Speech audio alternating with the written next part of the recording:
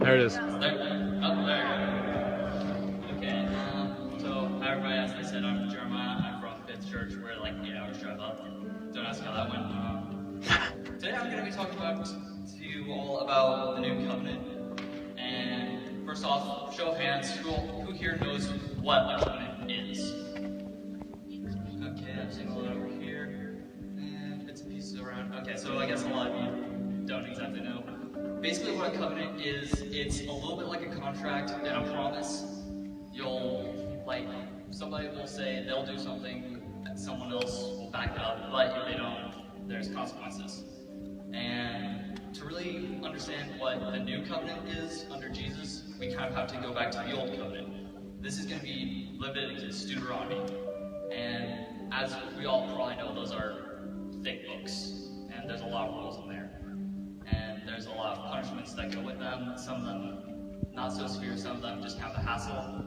A lot of them had to do with purity, a lot of them had to do with just general way of living. And some of them was like they couldn't eat certain animals. Who here has eaten shellfish or something from the sea?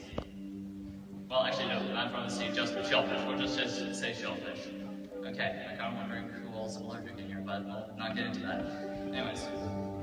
You all would have to go through some form of sacrifice or ceremony to clean yourself, because those are unclean animals. Now, the way I kind of know what I know about this covenant is it was to set the Jews apart from everyone else, because as we know, everyone else was, well, they were crazy and terrible people. Most of them. Isaiah, laughing, Randy, please don't. Anyways, but yeah, there was the idea of being set apart. These people were holy, they were pure.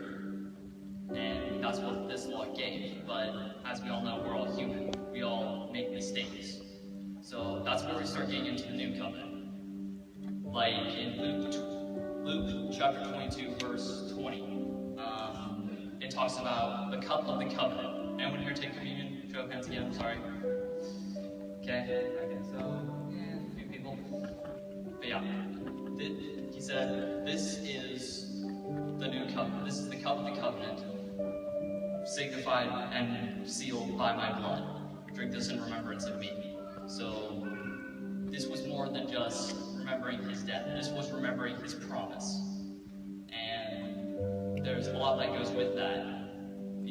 And to understand it a little bit better, he also says in Matthew 5:17, I didn't come to abolish the old law. He did not come to do away with Deuteronomy or Leviticus or any of those books. He did not come to do away with the rules.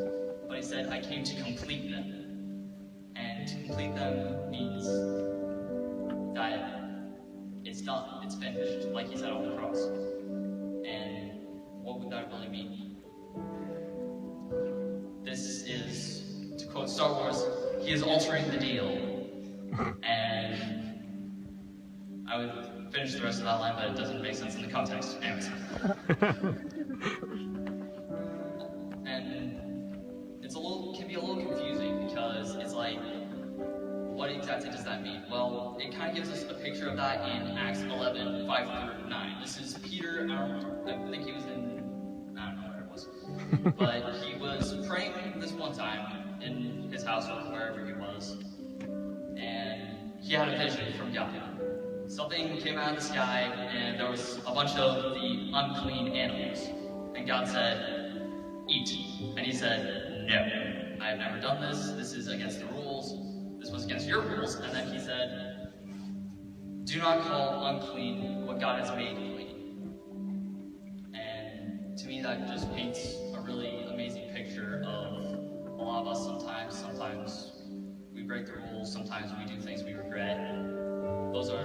And then of course there's just a lot of not inherently bad things that we do, but we do for bad reasons, things like that. God has made those clean. He has made you clean now. You are now right with God because of the new covenant. And this was how it was supposed to be. Because even in the Old Testament, this was before Jesus had died, there was forgiveness. In Hosea 3:1, just to kind of preface this, we have to kind of know who Hosea was and what they're talking about. First off, you have Hosea. Hosea was a prophet. He was a prophet of God to talk to Israel about all their crap. He was supposed to be upfront with them about their sins. Now, he was told to get a wife. And this wife was definitely not going to be his first pick because she was a prostitute.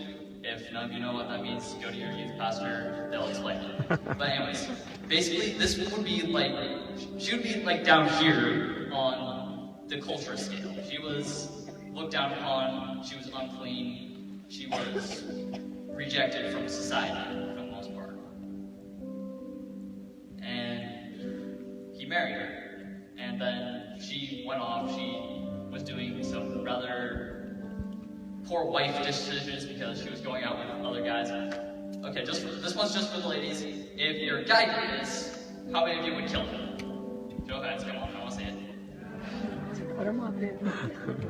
That's the animal, yep. Yeah. Okay, but now we're actually going to get into what God himself said about this. Let's see if I can find it here on the tab.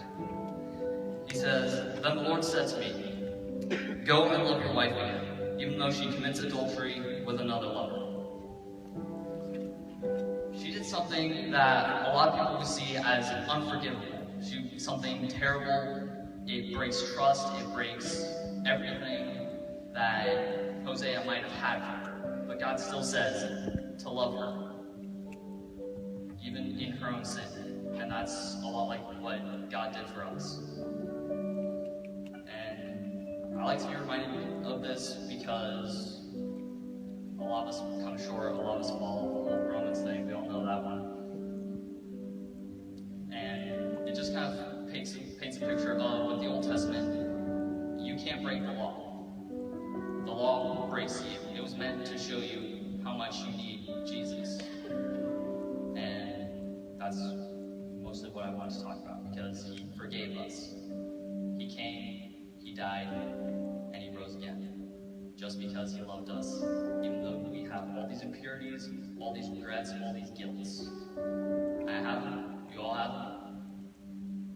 And as my pastor says, there's imperfect people, there's the door. There's another door. And I just want you all to remember.